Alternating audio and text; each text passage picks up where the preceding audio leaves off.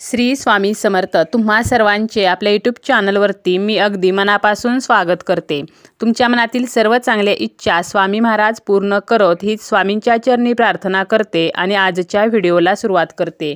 आजच्या व्हिडिओमध्ये आपण पाहणार आहोत ते म्हणजे भाऊबीज, जी उद्या आहे. उद्या 3 नोव्हेंबरला भाऊबीज आहे आणि या दिवशी आपण भावाचे औक्षण करत असतो. तर औक्षणाच्या ताटामध्ये कोणत्या वस्तू असायलाच हव्यात, त्याचप्रमाणे भावाचे औक्षण करण्याची योग्य वेळ कोणती आहे, शुभमुहूर्त काय असणार आहे, दिवा घेताना तो कणकेचा घ्यावा की धातूचा, त्याचप्रमाणे औक्षण करताना कोणत्या चुका करू नयेत आणि जर भाऊ नसेल तर भाऊबीज कशी साजरी करावी, ही संपूर्ण माहिती आपण आजच्या या व्हिडिओमध्ये पाहणार आहोत.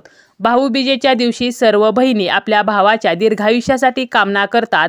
भाऊबीज हा सण बहीण भावाच्या पवित्र नात्याचे प्रतीक आहे. भाऊबीजेच्या दिवशी मृत्यूची देवता यमराज यांची सुद्धा पूजा केली जाते. त्याचप्रमाणे या दिवशी प्रत्येक बहीण जी आहे तर ती आपल्या भावाला ओवाळत असते आणि भावाच्या दीर्घायुष्याची इच्छा जी आहे तर ती व्यक्त करत असते. एका आख्यायिकेनुसार यमदेव हे भाऊबीजेच्या दिवशी त्यांची बहीण यमुना यांच्याकडे गेले होते. यमुनेने यमदेवांना गोडधोड खाऊ घातले, त्यांचे औक्षण केले आणि आपल्या भावाच्या दीर्घायुष्यासाठी प्रार्थना केली. तेव्हा यमदेवांनी तिला प्रसन्न होऊन वरदान मागण्यास सांगितले. तेव्हा यमुना म्हणाली की याच दिवशी प्रत्येक वर्षी तू माझ्या घरी यावेस. त्याचप्रमाणे जी कोणी स्त्री, जी कोणी बहीण तिच्या भावाचे या दिवशी औक्षण करेल त्या भावाला तुझी भीती वाटणार नाही. यमदेवांनी बहीण यमुनेला हा वर दिला आणि तेव्हापासूनच भाऊबीज म्हणजे यमद्वितीया साजरी करतात. आता आपण जे भावाचे औक्षण करतो तर दिवा कोणता घ्यावा, तर दिवा हा कणकेचाच घ्यायचा आहे.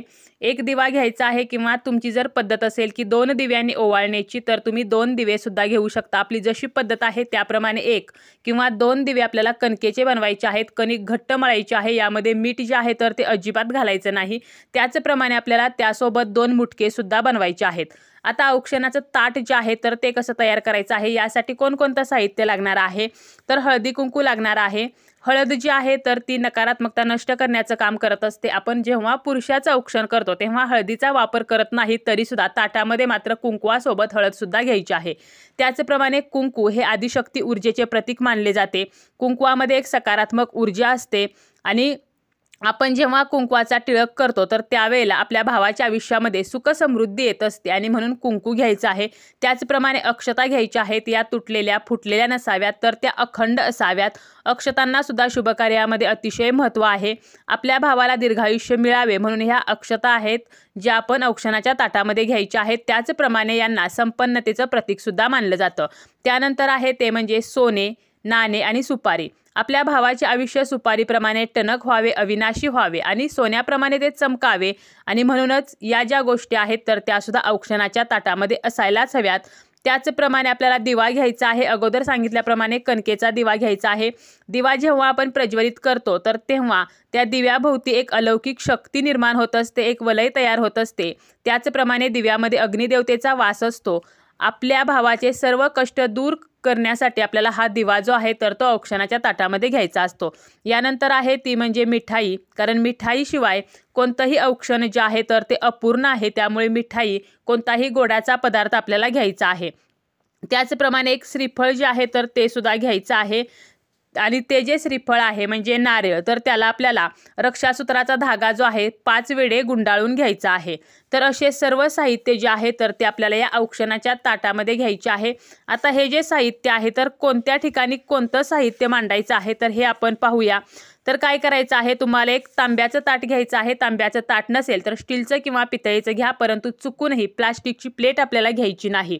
आणि यामध्ये आपल्याला बरोबर मध्यभागी अक्षता ज्या आहेत तर त्या ठेवायच्या आहेत. त्याच्यासमोर आपल्याला पुढच्या बाजूला दिवा जो आहे आणि मुटके तर ते ठेवायचे आहेत. उजव्या बाजूला हळदी कुंकू, सुपारी, नाणे, सोने तर हे ठेवायचं आहे.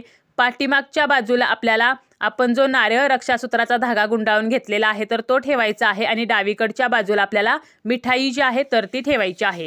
तर असं जे औक्षणाचं ताट आहे तर ते आपल्याला तयार करायचं आहे. आता भावाचं औक्षण कसं करायचं याची माहिती देणारा इन डिटेल व्हिडिओ आपल्या चॅनलवरती आहे, तर तो सुद्धा तुम्ही पाहू शकता. आपल्या भावाला पाटावरती बसवून आपल्याला हे औक्षण करायचं आहे.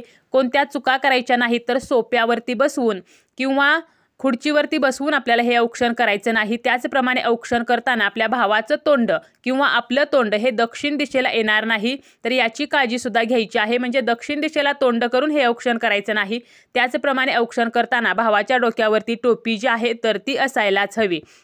आता याचप्रमाणे दिवा जो आहे तर तो आपल्याला कणकेचा घ्यायचा आहे। आणि जर भाऊ नसेल तर मग काय करावं, तर जर भाऊ नसेल तर तुम्ही चंद्राला ओवाळू शकता किंवा गणपती बाप्पा किंवा तुमचे जे काही देव आहेत, म्हणजे ज्या देवावरती आपला विश्वास आहे तर त्याच देवाला आपण भाऊ म्हणून ओवाळलं तरी सुद्धा चालेल। अशा प्रकारे सुद्धा आपण भाऊबीज जी आहे तर ती साजरी करू शकतो। आता भाऊबीज साजरी करण्याची योग्य वेळ कोणती आहे, म्हणजे शुभमुहूर्त काय आहे, तर यंदा म्हणजे 2024 मध्ये भाऊबीज आहे 3 नोव्हेंबर 2024ला आणि शुभमुहूर्त आहे दुपारी 1:23 पासून ते 3:40 पर्यंत। तर या कालावधीमध्ये आपल्याला आपल्या भावाचं औक्षण जे आहे तर ते करायचं आहे। परंतु जर काही कारणाने आपल्याला या वेळेमध्ये आपल्या भावाला ओवाळणे शक्य झाले नाही, तरी आपल्याला या दिवसाचा जो राहू काळ आहे तो वर्ज्य करायचा आहे आणि उरलेल्या वेळेमध्ये आपण हे औक्षण जे आहे तर ते करू शकतो।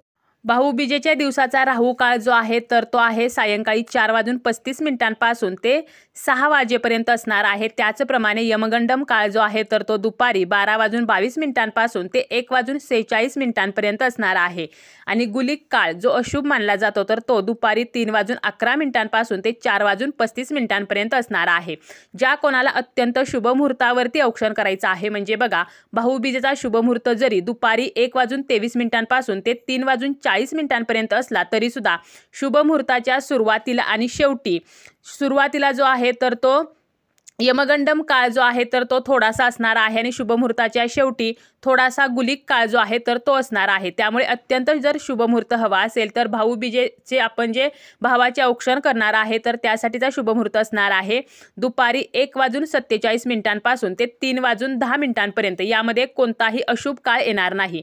त्यामुळे या वेळेमध्ये सुद्धा आपण औक्षण करू शकतो किंवा ज्या काही अशुभ वेळा आहेत राहू काळ, यमगंडम काळ आणि गुलिक काळ तर तो वर्ज्य करून दिवसभरामध्ये आपण कधीही औक्षण करू शकतो।